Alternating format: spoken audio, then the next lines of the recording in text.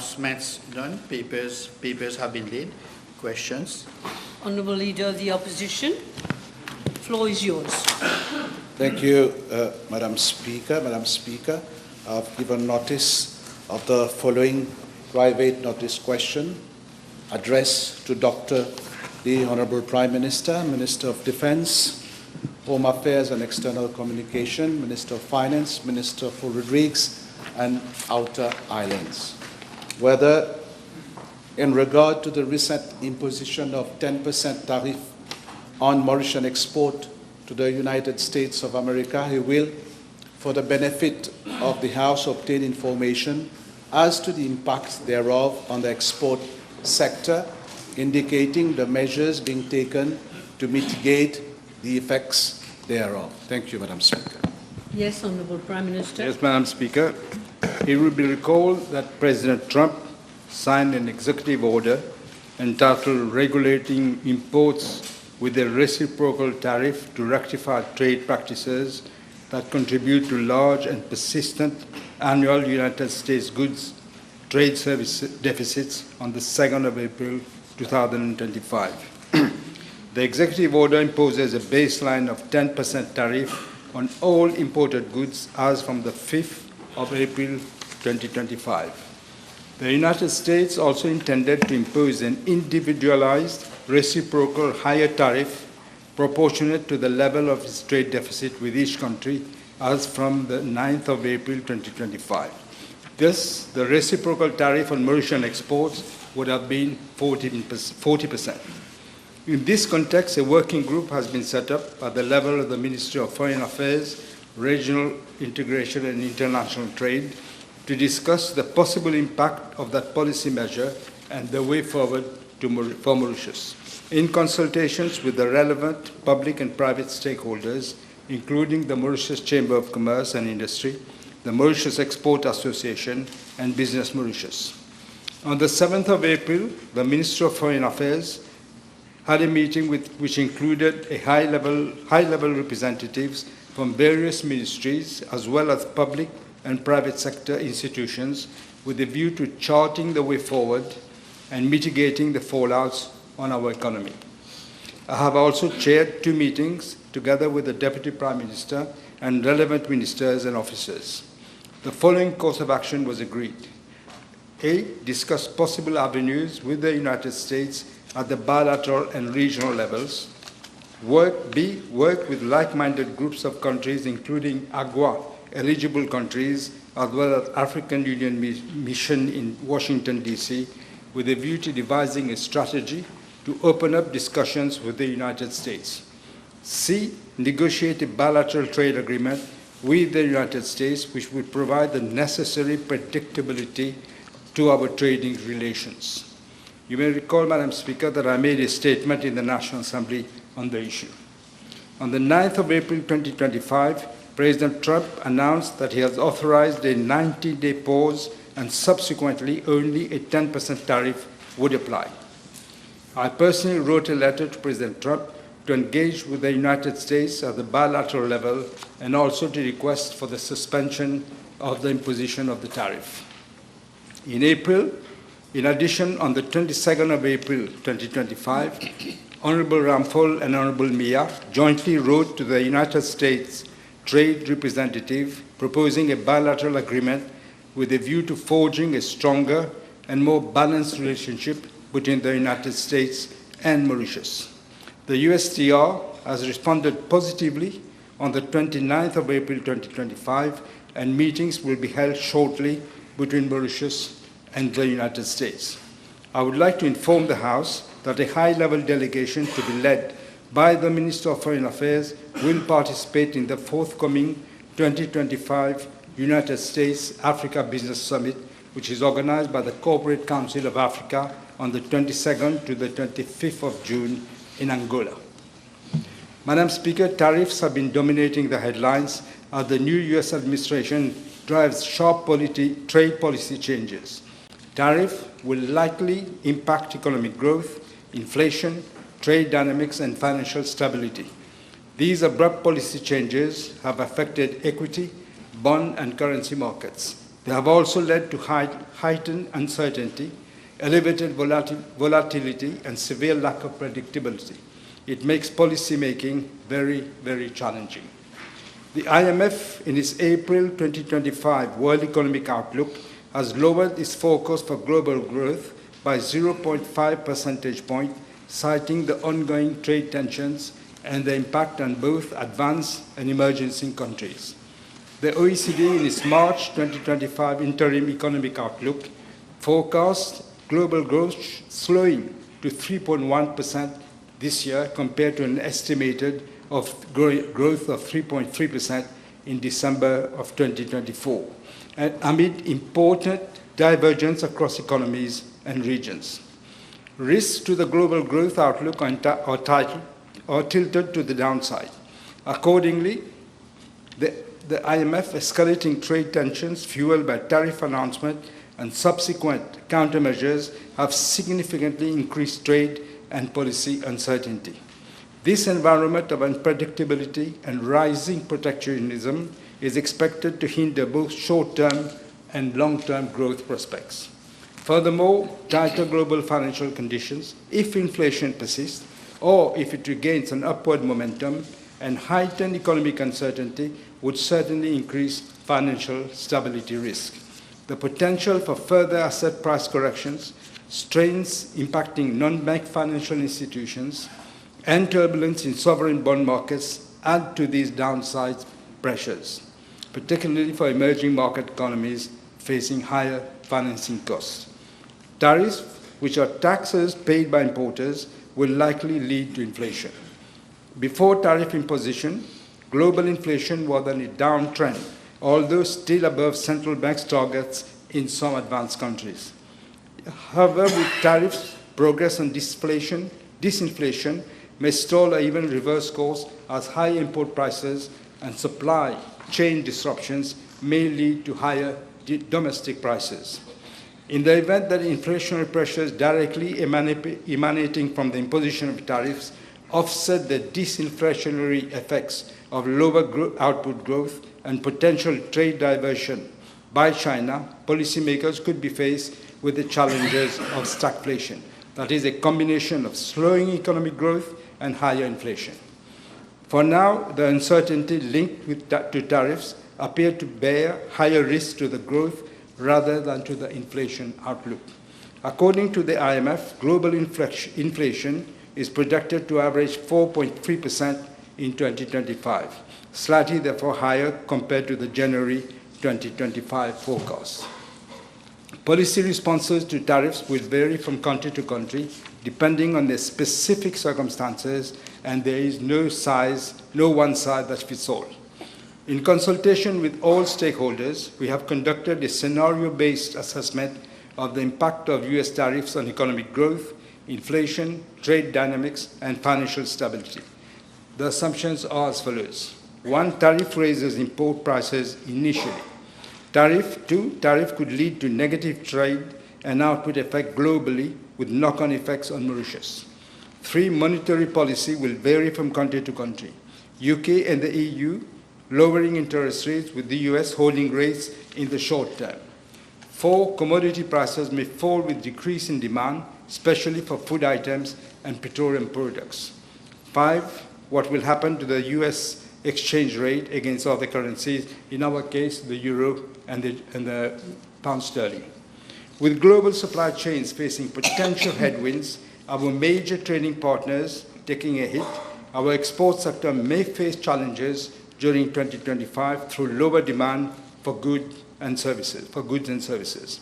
Accordingly, the real GDP growth projection is now more likely to be in the range of 3 to 3.5% for 2025, considering global economic uncertainty and downward revisions to the growth outlook for some of our major trading partners, which can potentially dent demand from these countries. Our scenario-based assessment plays out opposing effects regarding the impact of US tariffs on inflation. First-round effects may be a rise in inflation due to higher import prices. However, the contraction of our main trading partners could also compress global inflation as commodity prices take a hit. The net impact of US tariffs on inflation in Mauritius is likely going to be largely scenario-based, playing out the opposing effects. In addition, there are domestically generated inflation that we have to deal with services inflation and wage push inflation. Headline inflation stood at 2.5% in March 2025, its lowest value, Madam Speaker, since June 2021. However, core inflation, which strips off price movements of food items and movements in administered energy prices, have remained stubbornly sticky, upheld by higher prices of services and increase in wages. We project headline inflation close this year at around 3.5%, marginally lower than the previous projection of 3.7%.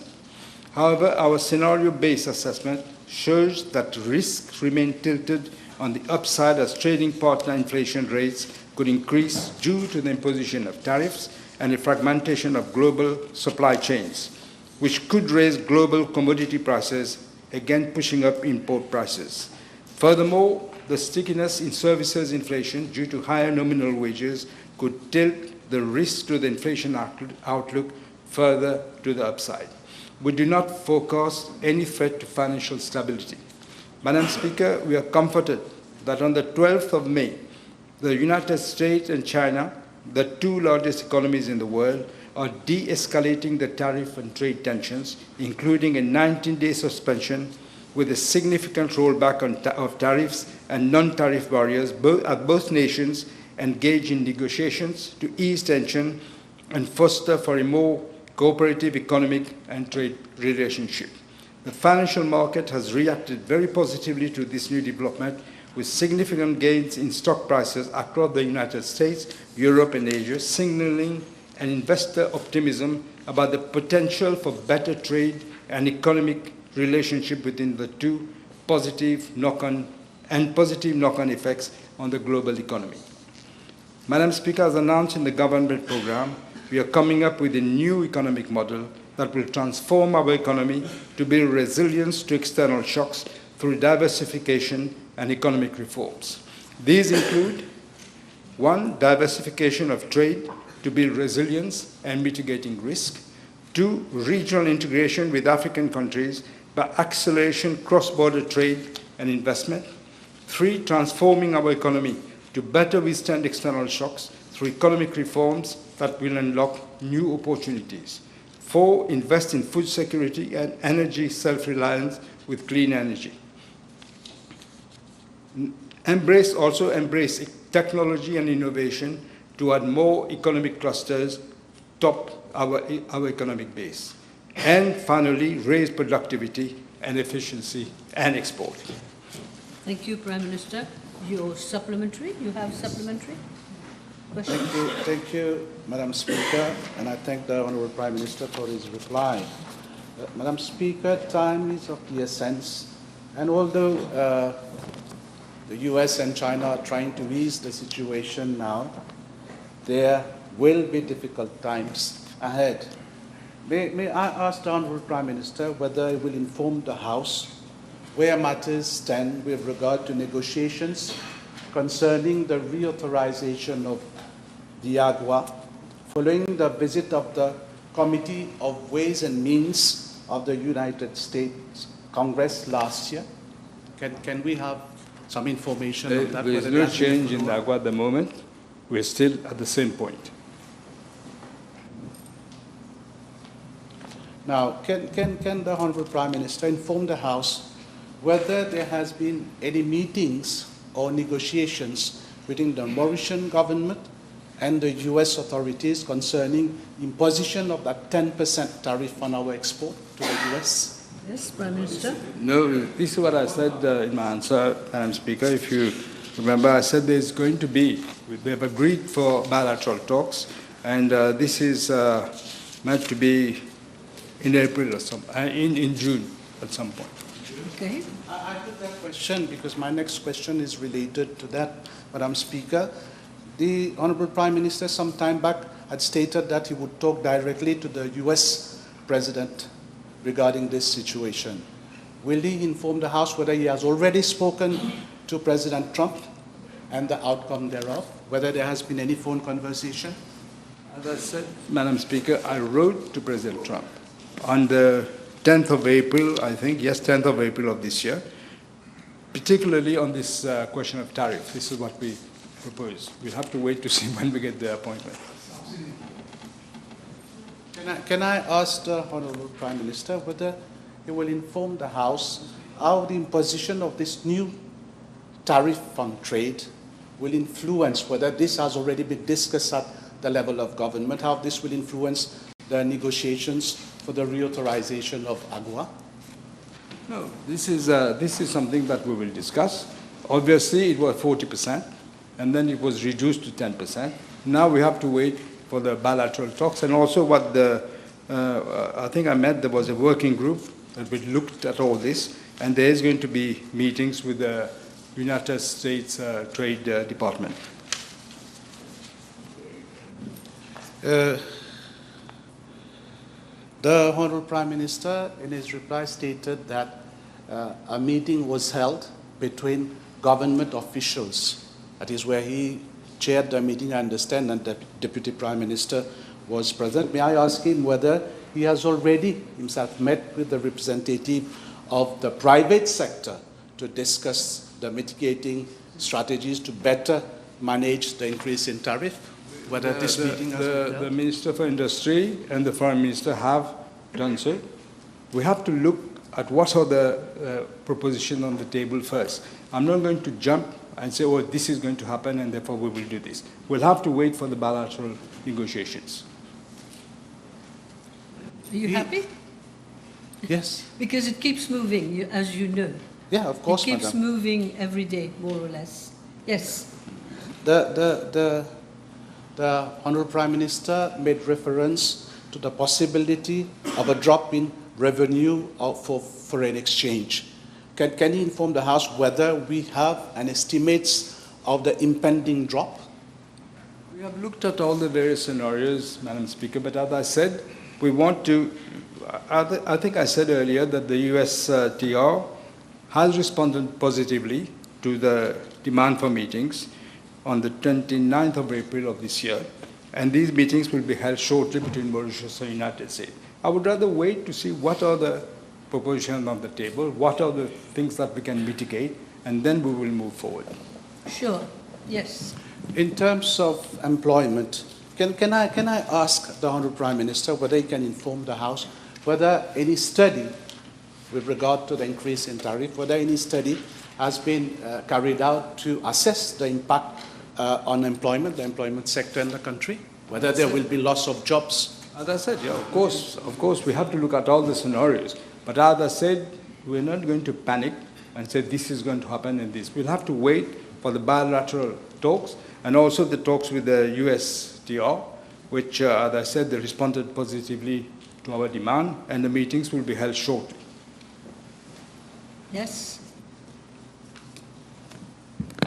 Now, with regard to the prevailing situation concerning trade with the US, will the Honourable Prime Minister inform the House whether we've started exploring new markets to export our products? Okay.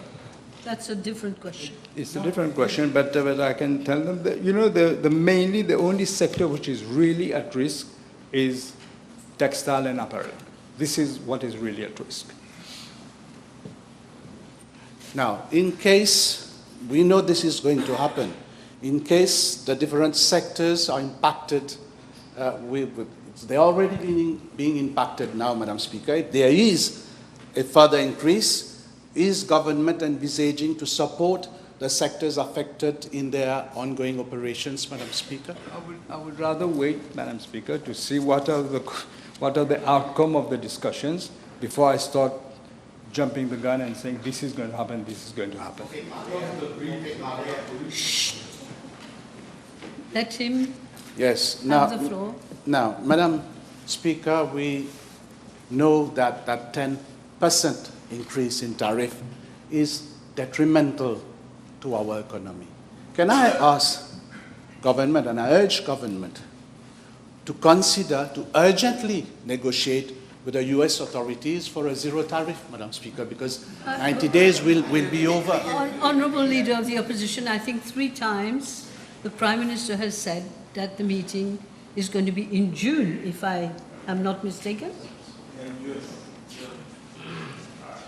I don't see what he can say more on that issue. But you're okay. You can ask another question. Madam Speaker, I'm this sorry? is very important. I said time is of the essence. Of course. We are already being impacted. Yes. Now, can I ask whether government is considering to set up a joint public-private committee to promote dialogue and advocacy in the interests of the business community in order to leverage on our exports potential and competitiveness? I'm asking whether they will set up a joint public-private committee, because that committee doesn't exist now. No, it does. The Honourable Minister of Industry has had meetings with them, also with the Foreign Minister, also with others. We are looking at it. No? We're not just waiting and seeing what's going to happen. Okay. Yes, you're done. Okay. Good. Now we go to questions.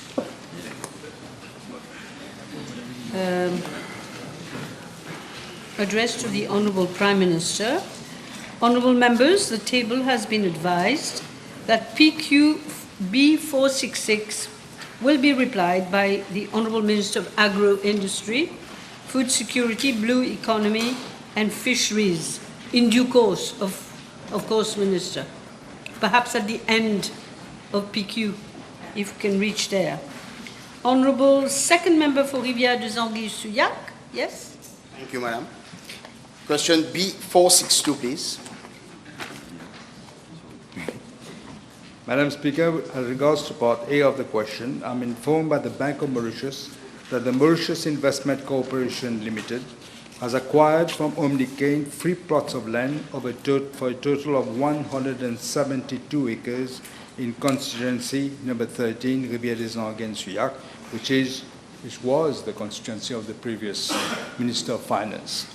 The extent and location of each plot of land are as follows: 38.4 acres at Richebois, 61 acres at Britannia, and 72.6 acres at Tayac. A management contract was entered between the MIC and Omnicane for the latter to plant and harvest the sugarcane and to process into cane sugar and other products, as well as in the management of the sugarcane fields. That is, in between harvesting and during harvesting, against a small fee paid to the MIC. Madam Speaker, concerning Part C of the question, I wish to inform the House that in view of the ramifications regarding the portfolio of the MIC, the Bank of Mauritius is currently examining different options for the restructuring of the MIC, including the optimal use of land assets acquired under very dubious conditions for more than 10 billion rupees from Medjin Sugar Estate and Omnicane. Furthermore, looking at the price paid for the plots of land purchased by the MIC in various locations, this will be submitted to the government valuer for the latter to ascertain whether it was value for money.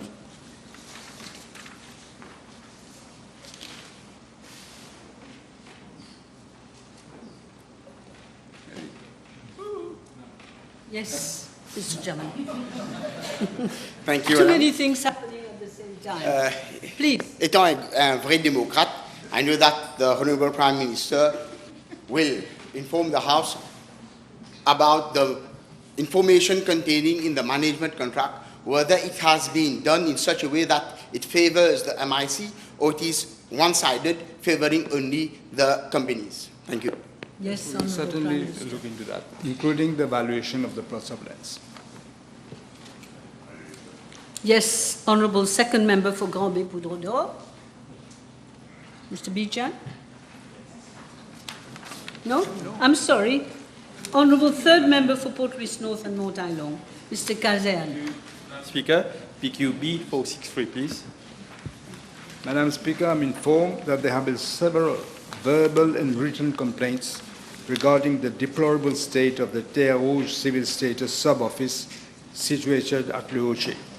The Safety and Health Section of the Ministry of Public Service and Administration Reforms has also highlighted the poor state of the building and had made specific recommendations to improve the working environment thereof.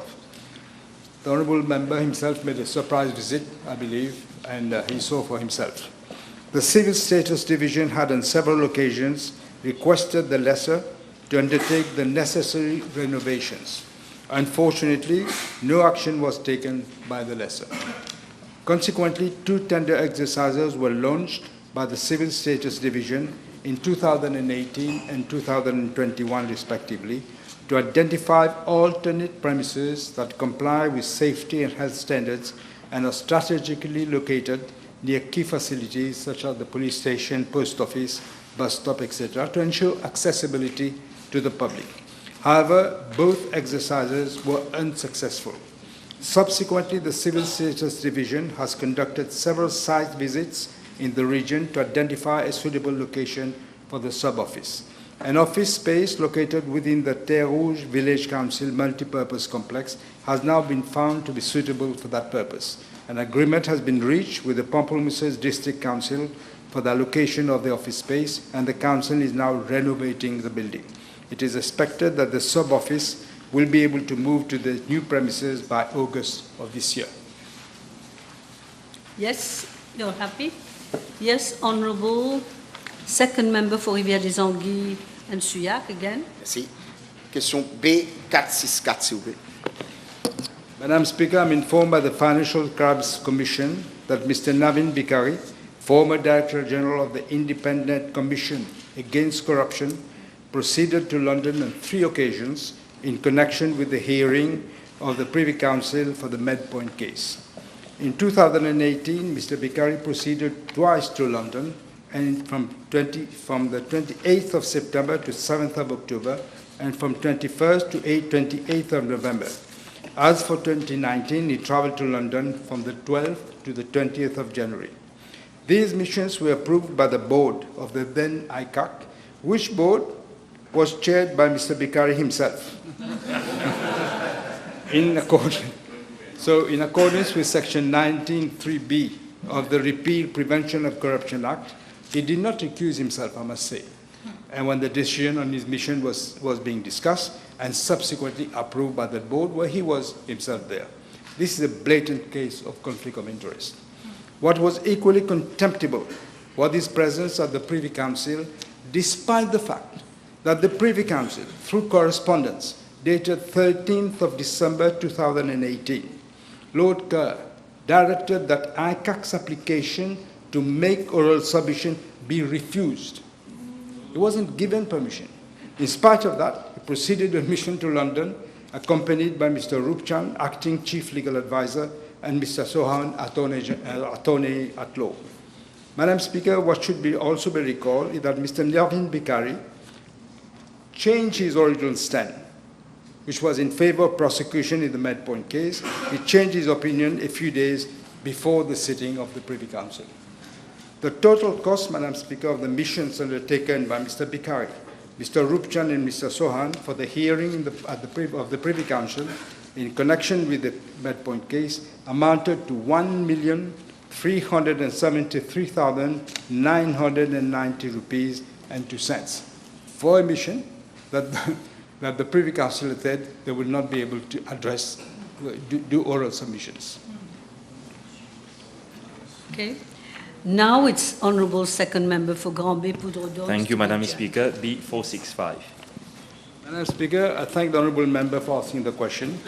This is yet another, every week we see this, another example of cronies of the previous government benefiting from contracts awarded by public bodies. I'm informed by the Economic Development Board that its head office shifted to 7 Exchange Square building in Eben in December of 2022. Now, a tender exercise was launched in October of 2018, even before the building was constructed.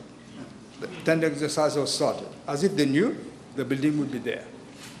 All the other bidders in the tender exercise were found to be non-responsive, and only PSH Investment Limited was qualified and awarded the contract. As regards Part A of the question, the EDB signed a lease agreement with PSH Investment Limited which is the owner of the building, on the 9th of August 2019 for 5,000 square meters of office space and 130 parking slots. As per the lease agreement signed, the building was to be delivered in December 2020 and rent payable from February 2021. But the office space was actually delivered in October 2022. That is a delay of almost 2 years. On the 30th of May 2024, the ADB signed a second lease agreement with PSH Investment for an additional office space of 170 square meters at the ground floor of the same building, and also for 2 additional parking slots. Madam Speaker, I'm informed by the Corporate and Business Registration Department that PSH Investment Limited is fully owned by NG Holdings Limited, and the sole shareholder of NH Holdings Limited is Mr. Vinash Gopi. Concerning Part B of the question, the EDB started paying rent for the office building as from December 2022, which is when it started occupying the building. The total amount of rent paid by EDB from December 2022 to date is 104.9 million rupees. In addition, an amount of 7.2 million rupees has been paid for syndic fees. Regarding Part C of the question, the House may wish to note that the main conditions of the lease agreements are as follows. 1, the minimum lease period for the first lease agreement is 10 years, and the second lease agreement is 8 years and 6 months. 2, the monthly rental is 625 rupees, excluding of VAT, per square meter for the first lease, and 1,147 rupees per square meter for the second lease. So in other words, the prices have jumped. As from December 2027, the rental must be reviewed every 2 years based on the increase in the consumer price index. 4th, up to November 2027, the contracts may be terminated by giving 4 months' notice, but the EDB must pay the rental from the date of cancellation up to the expiry of the initial lease period. And 5th, after November 2027, the contract may be terminated by giving 4 months' notice, and they will then be not required to pay any further rental. I'm tabling a copy of the 2 lease agreements. Yes, you're right. Yes, the Honourable First Member for Lakave and Phoenix, Mr. Lubin. Yes, thank you, Madam Speaker. B467, please. Madam Speaker, the contribution sociale généralisée was introduced in September 2020, and the contribution to the National Pensions Fund were accordingly abolished. The CSG was introduced by way of regulations, and subsequently the Social Contribution and Social Benefits Act was enacted in 2021 to provide for the levy of CSG and payment of the benefits. The rates of CSG contribution in respect to an employee earning up to 50,000 rupees a month are 1.5% and 3% of basic salary for the employee and his employer, respectively. As regards to an employee earning above 50,000 rupees a month, the rates of contribution are 3% and 6%. I'm informed by the Mauritius Revenue Authority that since September 2020 to the end of April 2025, a total amount of 44.6 billion rupees has been collected as CSG contributions and remitted to the consolidated fund. The yearly breakdown is as follows. 5.25 billion in financial year 2020-2021, 8.35 billion in financial year 2021-2022, 9.51 billion in financial year 2022-2023, 10.9 billion in the financial year 2023-2024, and 10.6 billion in the current financial year as at April of 2025. With regards to Part A of the question, a number of benefits are being paid for various schemes and measures under the Social Contribution and Social Benefits Act. For the period 2021 to the end of April 2025, a total amount of 34 billion rupees has been spent under these schemes and measures. In addition, a total amount of 10.7 billion has been paid for allowance to the public sector employees, as well as meeting government contribution to the CSG. Madam Speaker, as far as Part B of the question is concerned, from a budgeting point of view, there is no remaining balance as at the end of April 2025. Let me remind the House that of the reply to PQB 1248 on the 24th of October 2023, the previous Minister of Finance said, and I quote, "Il ne reste donc rien par rapport aux contributions de la CSG." Unquote. At that very time itself, they had already depleted all the funds from the CSG. Madam Speaker, I'm tabling a breakdown of the funds collected and spent as at the end of April 2025. It must be noted that the previous government had engaged in the provision of a series of allowances from funds coming from the CSG, especially during the month preceding the last elections, in a clear attempt to lure the voters. This is yet an example of how the CSG funds had been dilapidated by the previous regime in their desperation to try to win the elections. Yes, Mr. Bichuk? Madam, we all know that the CSG system is what has destroyed the French social security system, and the fact that Mauritius is an aging population. Has there been any study to understand till which date the current system is a sustainable one? Before studies done, we know it's going to be disastrous because, as you say, we have an aging population. We are looking at all this in the context of the budget. Yes. Okay, Mr. Levin, you're okay? All right. Now we have the fourth member for Port Louis North and Montagnard, Mr. Duval. Yes, B468.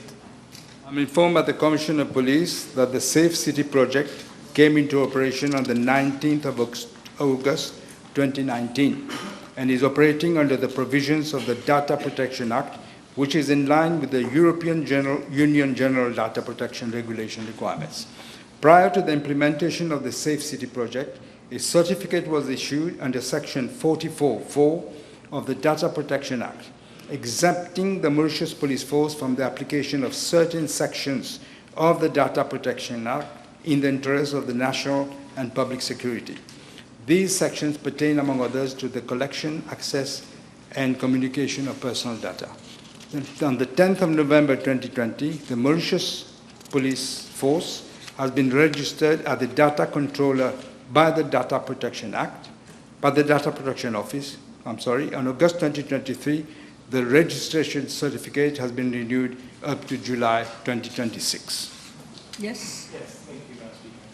Madam Speaker, can the Prime Minister confirm that under the exceptions which apply to the Safe City project, no sanctions can be taken by the Data Protection Office for contraventions being done at the level of the Mauritius Police Force, if there are any?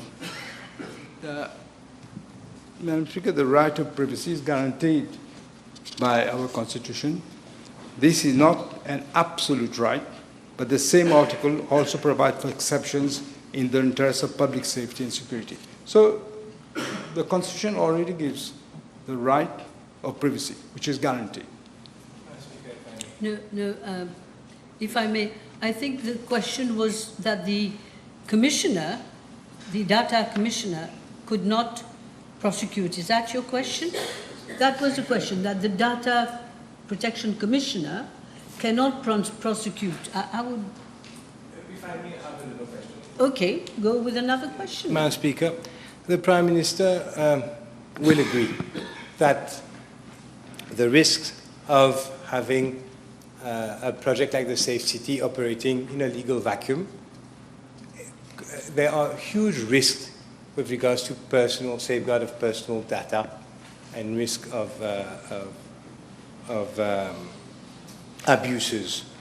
The Prime Minister himself has complained in the past of Safe City cameras being positioned in front of his office, which have now been removed specifically for espionage and not for the legitimate detection of crime. This is the reason why there is a need for a specific legislation.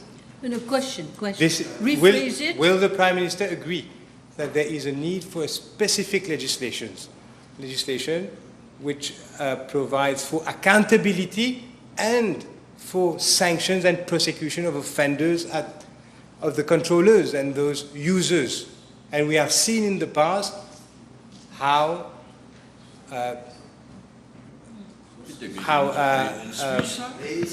we have seen in the past the risk of abuses. Don't make statements. So will he not agree? Every time I tell you this, put a question. Put a question, not statements. Stop Yes. helping him. Let me remind the honourable member, you joined the government. The Safe City came into operation on the 19th of August 2019. I didn't hear you say anything then. You didn't. You were still, you accepted post, you became the deputy speaker. But in any case, I said it very clearly in the House that there is no espionage being done now. Right.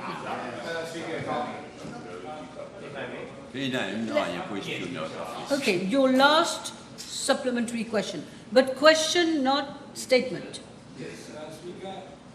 In May 2019, there was a private notice question specifically on the need to have a specific legislation because this Safe City operates outside of the purview of the Data Protection Act because of the certificate of exemption. Therefore, the Data Protection Commissioner cannot take any sanctions. There is only a code of conduct, which is not challenged. So this issue was raised as far back as 2019. So it is not right to say it hasn't been. Duval, I asked you specifically not to make a statement. It's a second statement you're making. I put the question. Yes. Does the Prime Minister not think anymore that there's a risk of espionage and misuse of data collected by the Safe City Project? Does he not think that anymore? Prime Minister. The honourable member says his father, I suppose, asked the PNQ in May 2019 when he was in the opposition. But you joined the government afterwards. You didn't do anything then. Then everything was okay. Everything was fine. You didn't. Didn't you sit in the chair? Nothing happened then. Then everything was okay. Now you're asking the question when I've stopped the espionage of individuals in this country. That was the last question. That was your last question. Honourable third member for Maibour and Plaine Magnan. Madam Speaker, B469, please. Thank you. Madam Speaker, I'm informed by the Commissioner of Police that promotion in the Mauritius Police Force, including the very important Personal Security Unit, what is called VIPSU, is governed by Regulations 14 and 19 of the Disciplined Forces Service Commission Regulations of 1997. In line with these regulations, Police Standing Order number 16 provides that promotion within the police force is to be carried out as follows: by way of competitive examination by the Disciplined Forces Services Commission, 2, upon successful completion of approved courses, 3, as specialists within a specialized unit, and 4, on a seniority basis. Madam Speaker, I'm informed by the Commissioner of Police that due to specialized nature of their duties and responsibilities, certain units of the police force, such as VIPSU, the Special Mobile Force, Engineering Squadron, National Coast Guard, Police Helicopter Squadron, National Security Service, Central Armory Police Dog Unit, among others, are categorized as specialized units. Promotion within the unit is supposed to be done on the basis of experience, qualifications, merit, and seniority. But this was not the case. We've seen how people who had been promoted by my government after so many years, VIPSU personnel, have been, the promotion was removed. This is unprecedented, removed, and they were brought back to the original. 2 of them had to go to court, and they won their case. Now they're going to be reinstituted. As for the numbers, from January 2015 to November 2024, 543 police officers posted at VIPSU have been promoted to higher ranks as follows: 444 police officers of different ranks have been promoted as specialists. It is to be highlighted that 225 of them were promoted, believe it or not, in 2024 itself.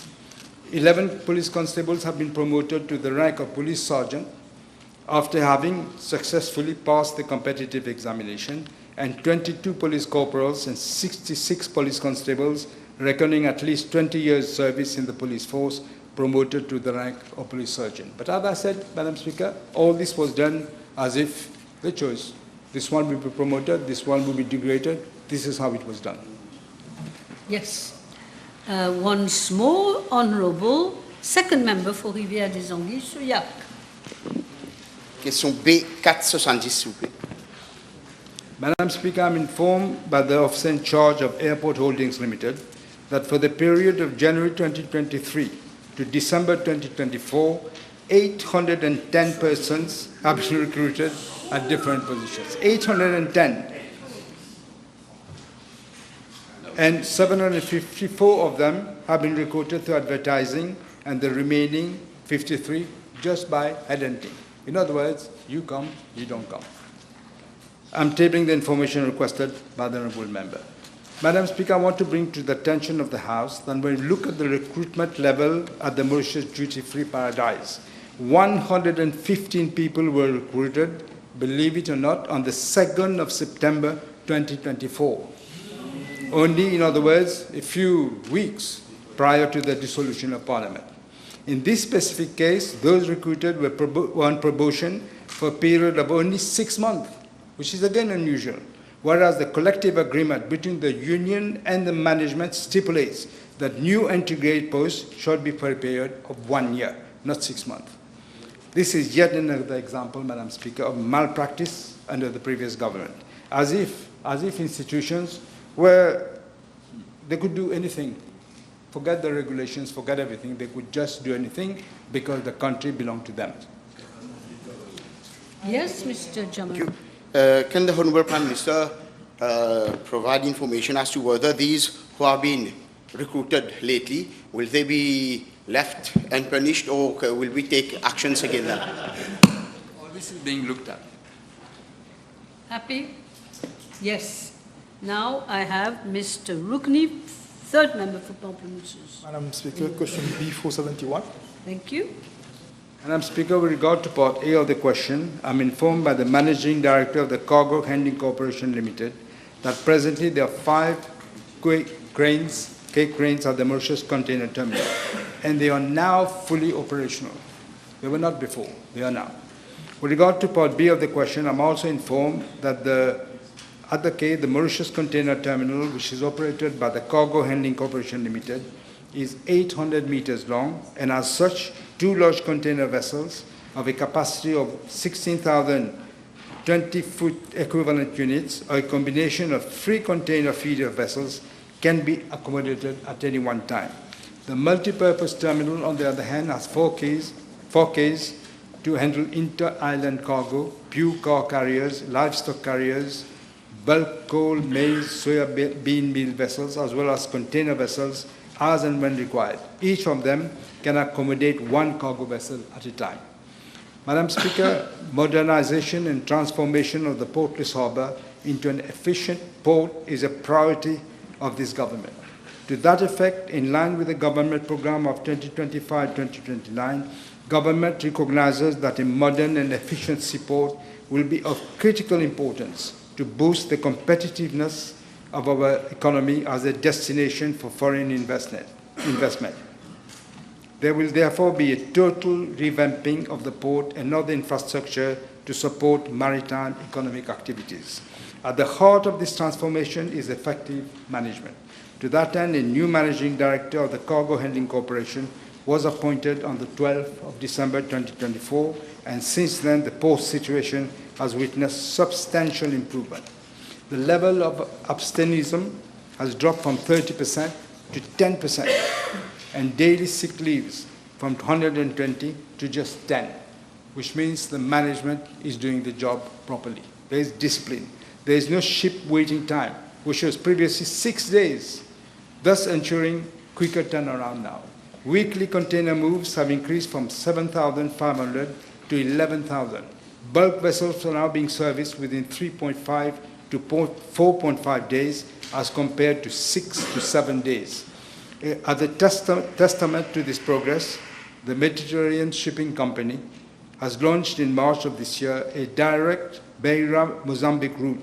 This has significantly enhanced connectivity, reducing transit time for containers to 5 to 6 days compared to 40 days, Madam Speaker.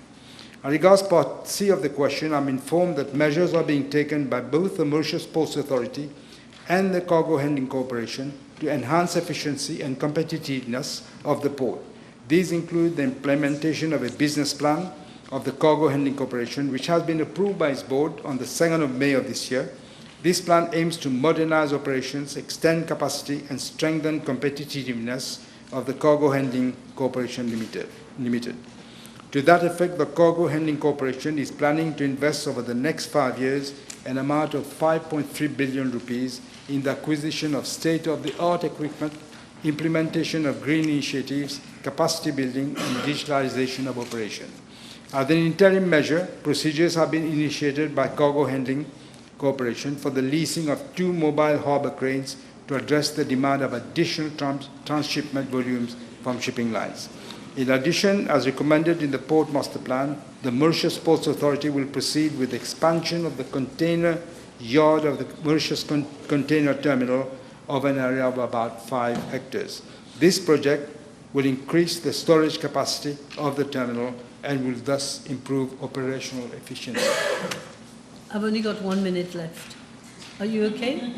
We won't have time, unfortunately, for the next question. Next time. Yes. Next time? Oh. Okay. Please bear with me. The table has been advised that the following PQs have been withdrawn: B481, B476, B479, and B473. Now we have questions addressed to honourable ministers.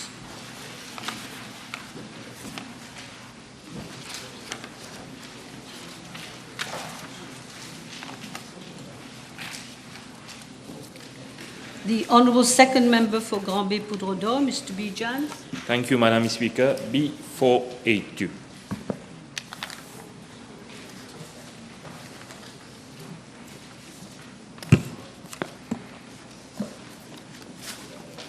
Minister of Public Service. Madam Yes, yes.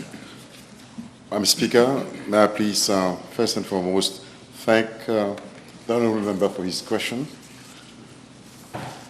Madam Speaker, in my reply to PQB9, dated the 4th of February of this year, I informed the House, amongst other things, that no recruitment exercise had been carried out by the Public Service Commission, the Disciplined Forces Service Commission, and Local Government Service Commission after the issue of the writ of elections dated the 4th of October 2024.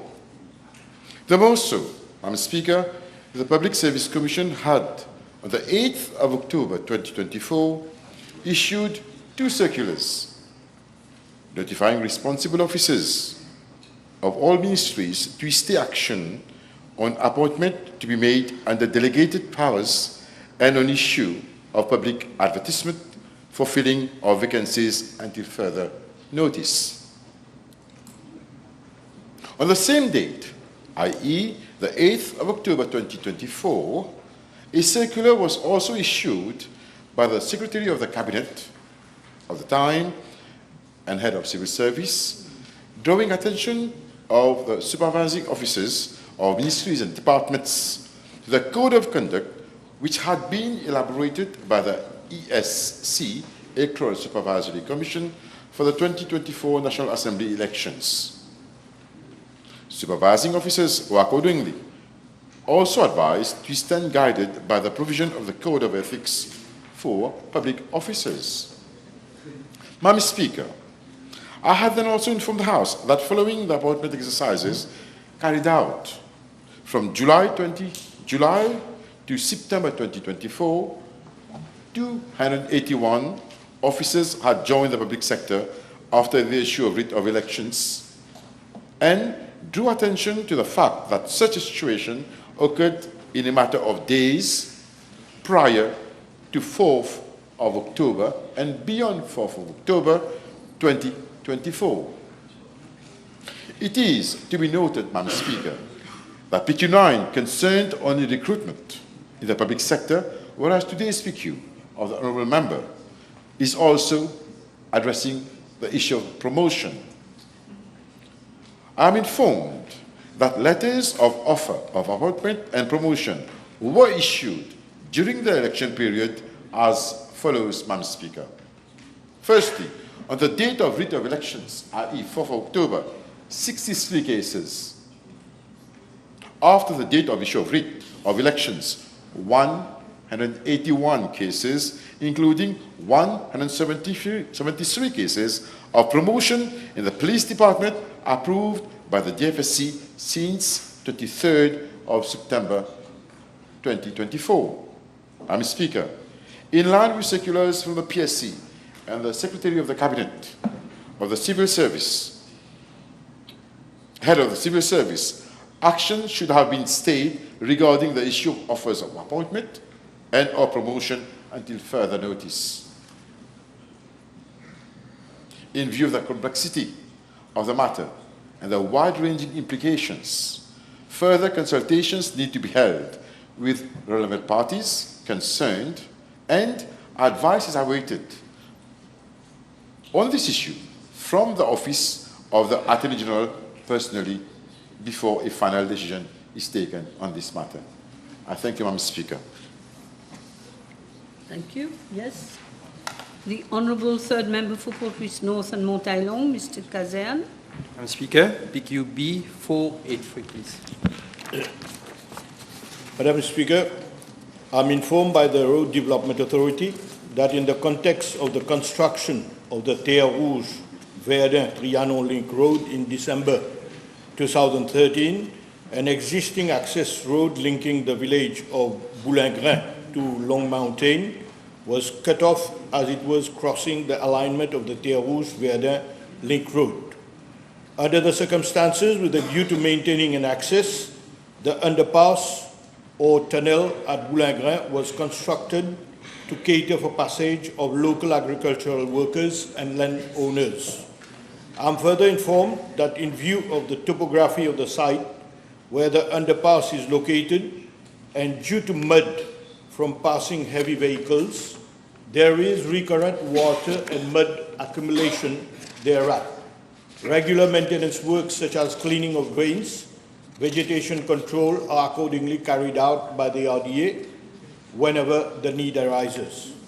With a view to resolving the issue of water accumulation, a site visit was carried out on 8 April 2024 at the underpass by officers of the RDA, the NDU, the Land Drainage Authority, and the District Council of Pamplemousse. The LDA was accordingly requested to carry out an assessment of the catchment area and propose measures to mitigate, resolve the issue of water accumulation thereat. Madam Speaker, with regard to Part A of the question, I am informed by the LDA that several measures have been recommended to address the matter, including the reinstatement of the cross drains connecting the truck road drains to feeder Murmure and fitting with metal gratings to prevent water ponding. Other proposed remedial measures are being discussed with the RDA regarding their feasibility. In addition, I am informed by the LDA that the District Council of Pamplemousse undertook cleaning of vegetation around the underpass and the existing stormwater drain in February 2025, and a follow-up cleaning is scheduled in 2 weeks as part of its ongoing in-house maintenance. As regard Part B of the question, I am informed that the region of Boulingrin is already connected to the Montaillon-Crèvecoeur B19 road through an existing road, and as such, there is no need to provide an alternative road for the region of Boulingrin. However, given that the existing road which connects Boulingrin to the B19 road is a non-classified road and is narrow, consideration may be given to the widening of the road by the District Council of Pamplemousse. Yes. The Honourable Third Member for Granby-Poudre-d'Or. Merci Madame la Présidente. 484, s'il vous plaît. Madame la Présidente, je suis informé par la Central Water Authority qu'elle a enregistré un total de 1470 plaintes liées à des conduites d'eau cassées et à des fuites au cours de la période du 1er décembre 2024 à ce jour dans les régions de Grand-Bé et de Poudre-d'Or. Je suis également informé qu'un total de 1152 travaux de réparation ont été effectués au cours de la même période du 1er décembre 2024 par une équipe interne de la CWA et par des entrepreneurs. À la demande de mon ministère, la CWA a déployé des moyens logistiques supplémentaires et renforcé ses équipes opérationnelles. Ainsi, Madame la Présidente, le nombre d'équipes opérant dans la zone nord est passé de 3 à 4 depuis février 2025. Tous les opérateurs et ouvriers qui effectuaient auparavant des travaux de remplacement des tuyaux en interne ont été transférés à l'équipe de réparation et d'intervention. Ils ont reçu du matériel supplémentaire. En moyenne, cette nouvelle structure, donc cette nouvelle équipe, peut effectuer 216 réparations par mois contre 168 auparavant. Le problème récurrent des ruptures de tuyaux et des fuites dans la région, Madame la Présidente, est en grande partie dû à la présence de canalisations anciennes et défectueuses, notamment dans les secteurs de Pointe-aux-Canonniers, Grand-Bé, Goodlands, Petit-Raffray, Vale, Rocheterre et Grand-Gobe. Je suis informé que la CWA a identifié 35 km de tuyaux de canalisation défectueuses dans les localités subventionnées qui doivent être remplacés afin d'améliorer l'approvisionnement en eau et la pression. Yes. Is that all right? The Honourable Third Member for Pamplemousses and Triolet? No? 845, Madam Speaker. Yes. I understand this is going to be replied by the Honourable Minister of Labour. Yes? Thank you, Madam Speaker. With regard to Part A of the question, I'm informed by the Financial Services Commission that on 19 June 2023, when the application for a managed corporate service provider license for Maven Management Limited was submitted to the FSC, it was disclosed that Mr. JC would own 100% beneficial ownership of Maven Management Limited. However, I'm also informed that in the same application, it was mentioned that Mr. MG was head of HR and the managing director of Valdus Limited. Now, the House is note that this same Valdus Limited had obtained a contract for the review of the salary and terms and conditions of employment, as well as the review of organizational structure, including men plan, for the FSC in June 2022 and December 2022, respectively. The report was approved by the board of the FSC on the 22nd June 2023. Madam Speaker, the fact that staff of the FSC were also called upon to determine an application for a license by the very same person who was reviewing their salary structure raises serious issues of good governance and conflict of interest. And the fact that Mr. JC, who was doing the salary review, ended up having a management license within weeks of making the application raises again doubt as to whether this was given as a reward for the report that he has submitted. Madam Speaker, as regards Part B of the question, I'm informed by the FSC that after the staff of the FSC signed the option form to agree to be governed by the report, several staff made representation that the report favored certain positions. In the light of the representation received, Valdus Limited, the consultant, was required to submit an errors, omission, and anomaly report, and same was submitted in April 2024. However, I'm informed that this report has not yet been circulated to the staff. The report is yet to be considered by the board of the FSC. Yes, Mr. Hoopi.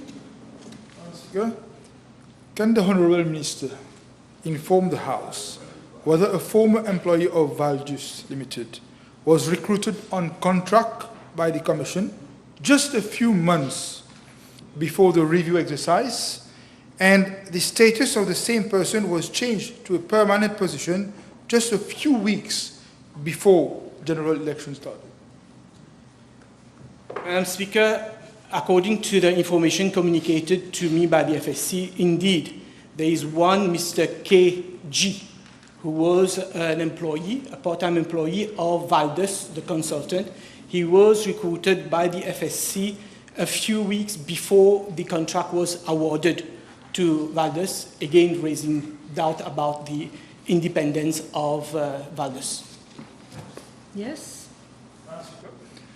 Could the Minister advise the House whether his ministry will recommend to the Cabinet, in light of these incestuous relationships that we are seeing prevailing at the FSC, whether he will recommend a complete upheaval of the FSC?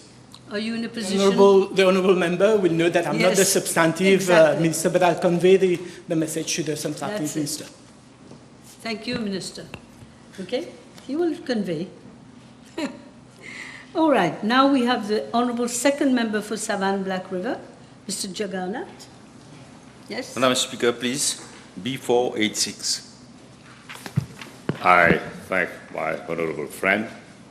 The reply will be circulated and you can enjoy reading it. We didn't hear. The reply will be circulated. You will circulate. Circulated. Thank you very much.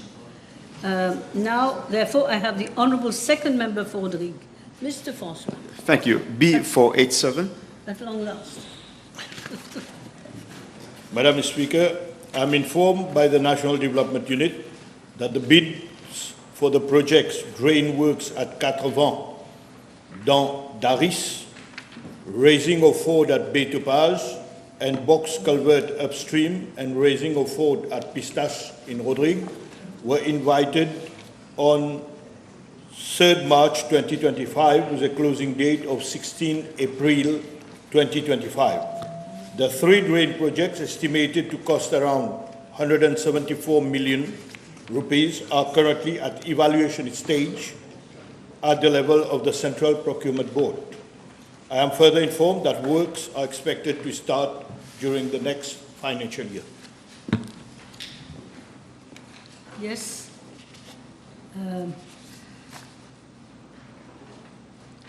That was Mr. François. You're okay?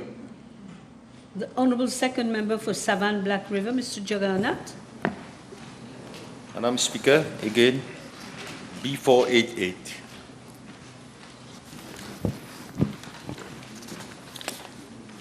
Madam Speaker, I am advised that the Mont Blanc is a village under the administrative jurisdiction of the District Council of Savannah, with approximately 110 inhabitants. According to the outline planning scheme for the Grand Port Savannah District Council area, Mont Blanc is situated outside the defined settlement boundary of Chamonix and is located 1.5 kilometers from that boundary. As a result, residents are currently prohibited from undertaking any development projects since such development is only permitted within officially designated settlement boundaries. Following repeated representations from the local residents, the District Council of Savannah formally requested the Town and County Planning Board to include Mont Blanc within the settlement boundary. The board, which is responsible for preparing outlines planning schemes, has extended the operative period of the Savannah District Council's outline planning scheme to December 2027 to allow for a comprehensive review. Madam Speaker, the Town and County Planning Board has informed my ministry that the rural outline planning schemes were approved in 2006 and revised in 2011 with their validity extended on several occasions, now up to December 2027. These schemes are based on the National Development Strategy, NDS, which was adopted in 2005. In July 2019, a consultancy contract was awarded to review the NDS. Once the revised NDS Vision 2040 is approved, all urban and rural planning schemes will be updated accordingly. Data collection and mapping exercise already began this year in January 2025. Modifications to any scheme, including Mont Blanc request, will be considered during this full review process and not on an ad hoc basis. The specific request to designate Mont Blanc as a minor settlement will be assessed during this comprehensive review. As stipulated by the Town and Country Planning Act, any modification to any outline planning scheme requires the formal approval of the President of the Republic. Mont Blanc has been continuously inhabited since 1894 and is served by public transport, electricity, and water supply. The District Council of Savan also provides essential services, including street lighting and refuse collection. Thank you. I'm sorry, Minister. There are so many changes I'm trying to follow. All right? Is everybody happy? Any supplementary question? Okay. So now we proceed with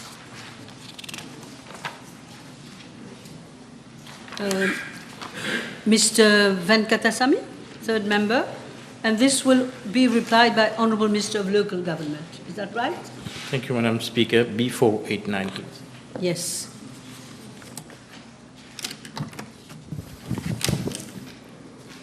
Madam Speaker, with your permission, I will reply to this question as it concerns my ministry.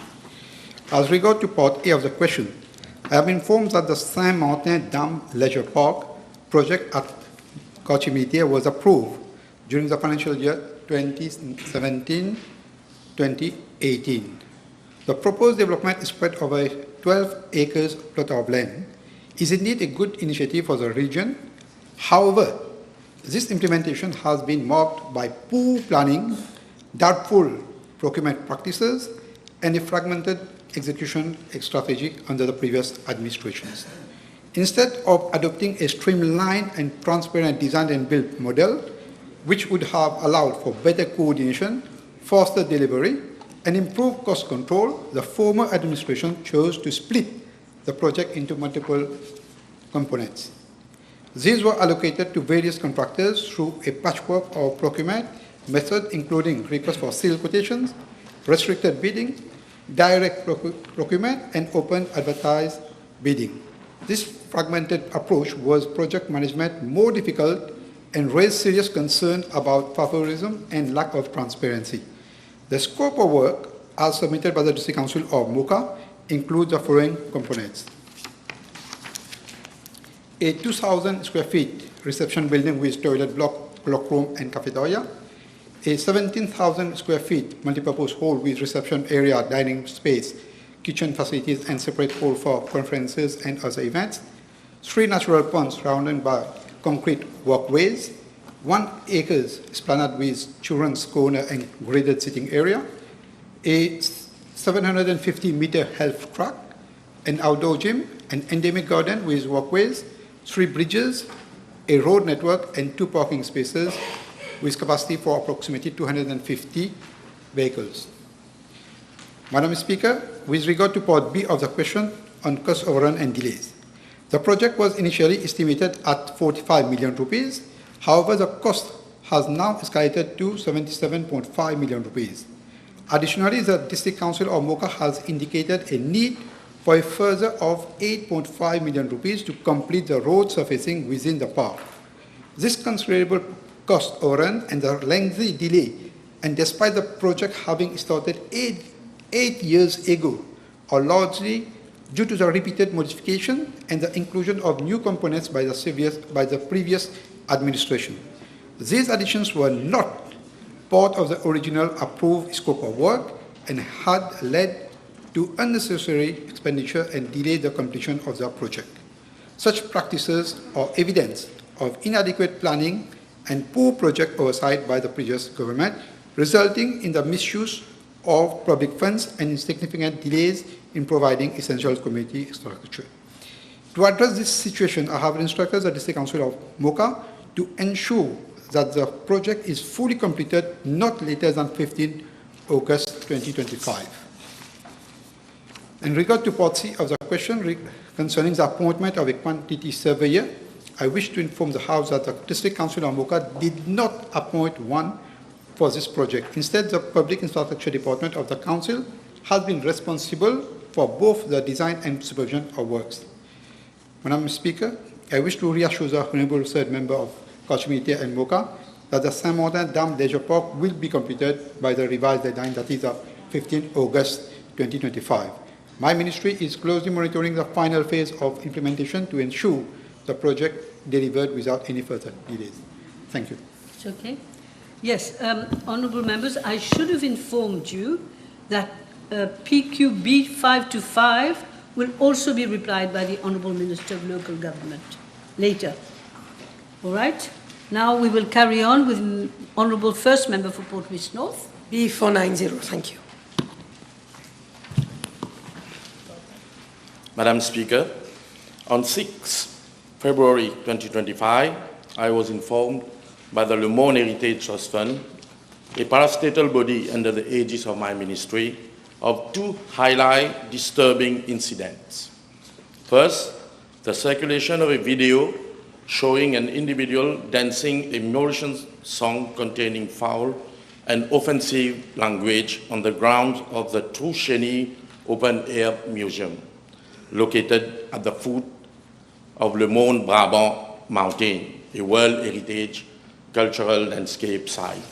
And secondly, the appearance of a large graffiti on the rock of Le Morne Brabant Mountain with inscriptions such as Jennifer, JFS, and 2501-2025. Madam Speaker, I am informed that the matter was reported to the police on 7th February 2025, and an entry was duly recorded in the occurrence book at the La Golette police station by an officer of Le Morne Heritage Trust Fund. I am further informed that investigations are going on. Upon being informed, I gave immediate instruction for the removal of the graffiti. Despite the dangerous topography of the mountain and adverse weather conditions which was prevailing at that time, the operation was completed on 19th February 2025 by a guide from Le Morne village with the assistance of a heritage guide from the Le Morne Heritage Trust Fund. The first attempt on 8th February removed 90% of the markings, and the second succeeded fully. Madam Speaker, unfortunately, this was not an isolated occurrence. On 12 March 2025, a video circulated on TikTok showing two individuals sitting on the cross at the summit of Le Morne Brabant Mountain, presumably consuming alcohol. The video provoked national indignation, and the individuals concerned issued a public apology on 14th March 2025.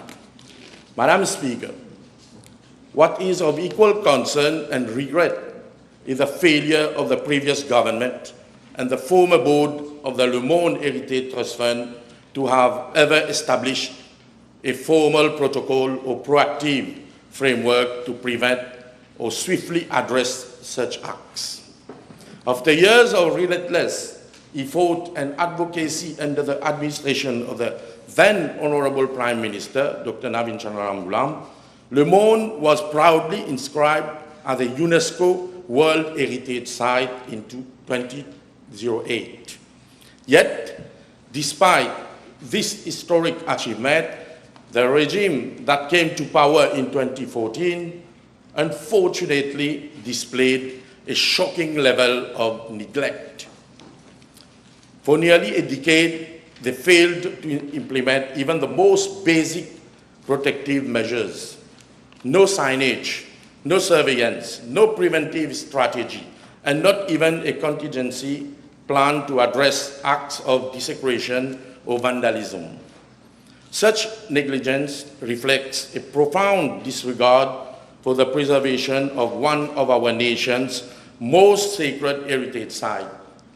Madam Speaker, upon taking cognizance of this incident, my ministry convened an emergency meeting with Le Morne Heritage Trust Fund and launched a comprehensive set of measures, namely, first, installation of prominent signage at key points across Le Morne cultural landscape to inform visitors of the sacredness of the site and prohibit disrespectful actions.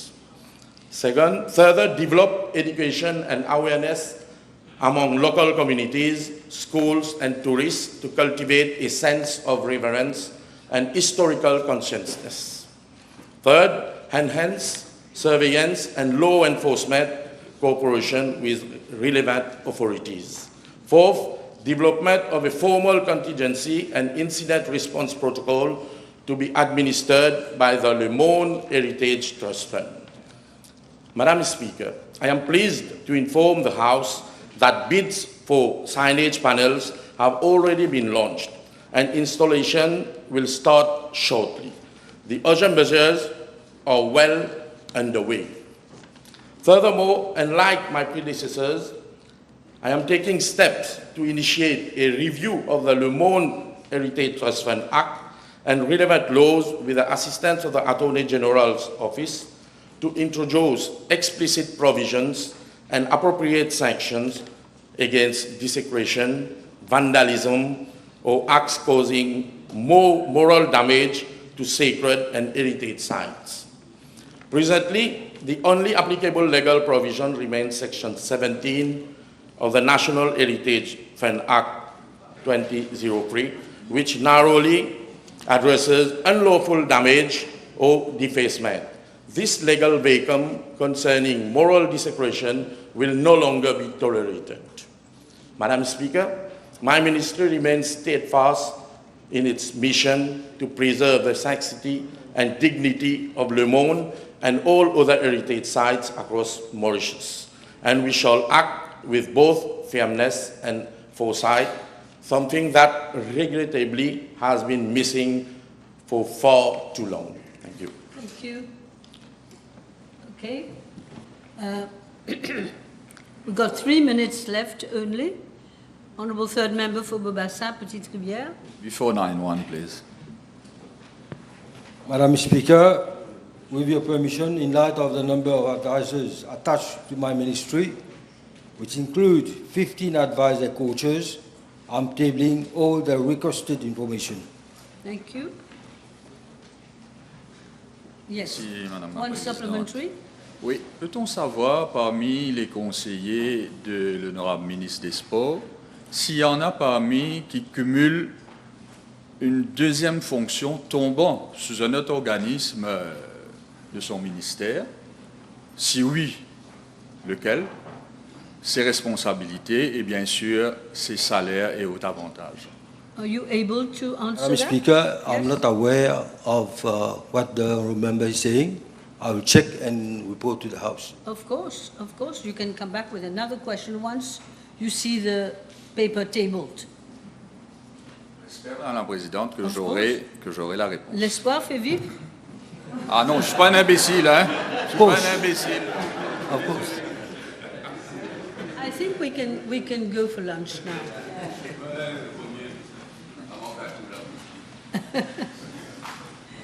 Thank you. Vous avez attention.